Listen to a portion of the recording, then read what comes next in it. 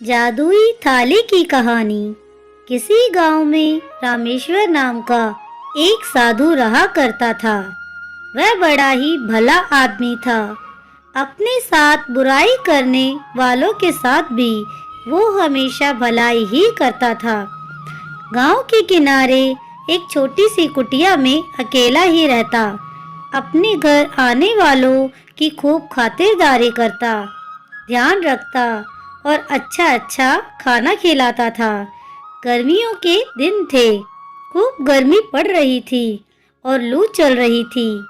एक आदमी दोपहर में कहीं जा रहा था, लेकिन ज्यादा गर्मी होने और लू लगने से वह रामेश्वर की कुटिया के बाहर ही बेहोश होकर गिर पड़ा। रामेश्वर ने जैसे ही देखा कि उसकी कुटिया के बाहर कोई बेहोश पड़ा है, तो वो उसे तुरंत अंदर ले गया और उसकी सेवा में लग गया। उसे पानी पिलाया, सर पर गीला कपड़ा रखा और हाथ के पंखे से काफी देर तक हवा की। तब जाकर उसे होश आया। होश आने पर उस आदमी ने रामेश्वर से कहा कि मैं बहुत भूखा हूँ, कृपा करके कुछ खाने को दे दीजिए। रामेश्वर ने कहा, ठीक है, मुझे थोड़ा सा समय दीजिए। कुछ ही मिनट में रामेश्वर ने बहुत बढ़िया बढ़िया ताजे पकवान खाने के लिए परोस दिए। उसने ताबड़तोड़ खाना खाया और फटाफट सारे पकवान चट कर गया। वह आदमी एक चोर था, जो दोपहर में सुनसान देखकर चोरी करने के लिए निकला था। खाना खाने के बाद चोर को इस बात की हैरानी हुई कि रामेश्वर ने इतनी जल्दी खाना कैसे तैयार कर लिया। उसने रामेश्वर से पूछा, महाराज जी, ये बताइए, आपने इतने कम समय में खाना कैसे तैयार कर लिया। रामेश्वर ने चोर को बताया कि मेरे पास एक चमत्कारी थाली है। इस थाली की मदद से मैं पल भर में जो भी चाहे खाने के लिए बना सकता हूँ। चोर ने हैरान होकर पूछा, क्या आप मुझे वह थाली दिखा सकते हैं? मैं ये सब अपनी आंखों से देखना चाहता हूँ। रामेश्वर अंदर गया, एक थाली लाकर चोर के आगे रखी और कहा, मुझे केले चाहिए। थाली तुरंत केलों से भर गई। चोर हैरान रह गया और उसके मन में थाली के लिए लालच पैदा हो गया। उसने साधु से पूछा, मान्यवर, क्या मैं आज रात आपकी कुटिया में रुक सकता हूँ? साधु एकदम से राजी हो गया। जब साधु गहरी नींद में सो रहा था, तो चोर ने थाली उठाई और वहां से चंपत हो गया। थाली चुराकर सोच रहा था कि अब तो मेरी मौज ही मौज है, जो भी जी चाहे थाली से मांग लूंगा। उसने थाली अपने घर में रखी और थाली से कहा, मुझे टंगड़ी कबाब चाहिए, मगर थाली में कुछ नहीं आया। फिर उसने कहा, मुझे मलाई चाप चाहिए। थाली अब भी खाली थी। चोर ने कहा, सेब लाके दो। थाली में फिर भी कुछ नहीं आया। चोर को जितनी भी खाने की चीजों के नाम याद थे, उसने सब बोल डाले, लेकिन थाली खाली की खाली ही रही। चोर तुरंत भागता हुआ थाली लेकर साधु के पास गया और बोला, महात्मा, भूल से मैं आपका बर्तन अपने साथ ले गया, मुझे माफ कर दीजिए, अपना बर्तन वापस ले लीजिए। रामेश्वर बिल्कुल नाराज नहीं हुआ। बर्तन लेकर रामेश्वर ने उसी समय कई अच्छे पकवान बर्तन से देने को कहा और बर्तन में तुरंत वे आ गए।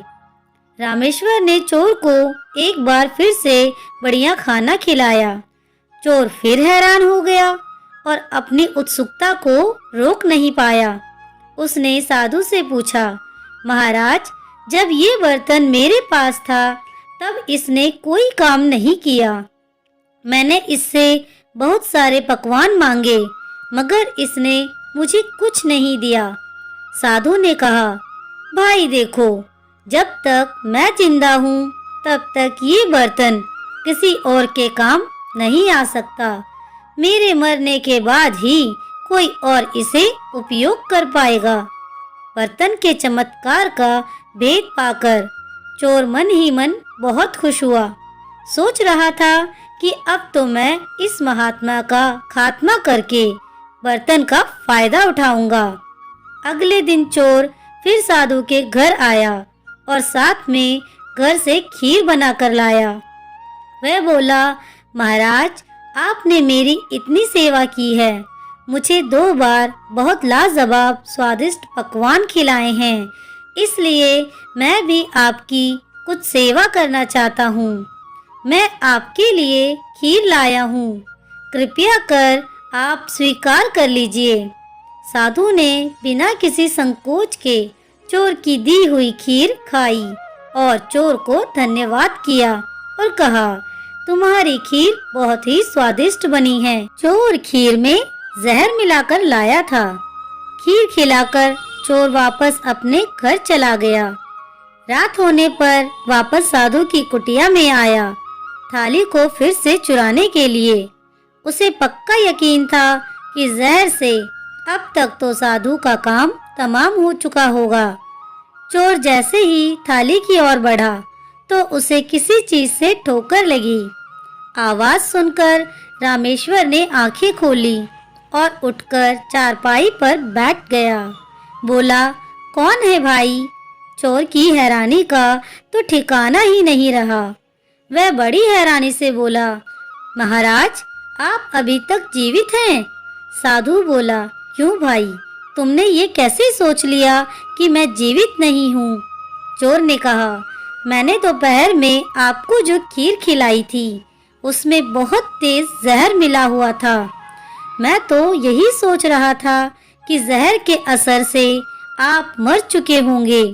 साधु ने कहा, देखो भाई, मैं निस्वार्थ भाव से लोगों की खूब सेवा करता हूँ और सच्ची निष्ठा से भगवान का जप भी करता हूँ, साथ ही योगाभ्यास भी करता हूँ।